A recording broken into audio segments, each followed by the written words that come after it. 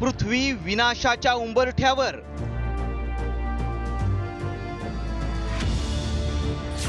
पृथ्वीचा अंत जवळ येतोय। स्टीफन हॉकिंग यांची भयावह भविष्यवाणी। पृथ्वी विनाशाच्या उंबरठ्यावर उभी असल्याचे संकेत अनेक शास्त्रज्ञांनी यापूर्वीच दिलेत। अशातच स्टीफन हॉकिंग यांच्या एका भविष्यवाणीवर पुन्हा चर्चा सुरू झाली आहे। स्टीफन हॉकिंग यांनी 2017 ला पृथ्वीवरील मानवाच्या अस्तित्वाबाबतच एक भविष्यवाणी केली। ही भविष्यवाणी आहे मानवाच्या पृथ्वीवरील अंताबाबतची। काय आहे हॉकिंग यांची नेमकी भविष्यवाणी पाहूया। वर्ष 2600 पर्यंत मानवाचं पृथ्वीवरचं अस्तित्व संपणार।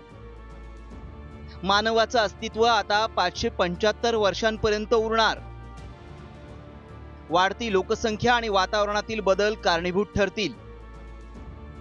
ग्लोबल वॉर्मिंगमुळे पृथ्वीवर सातत्यानं तापमान वाढ होईल।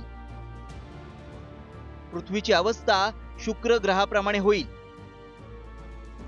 ऋतुचक्रातले बदल, नैसर्गिक साधन संपत्तीचा ऱ्हास यामुळे मानवाच्या अस्तित्वावर प्रश्न उपस्थित होईल।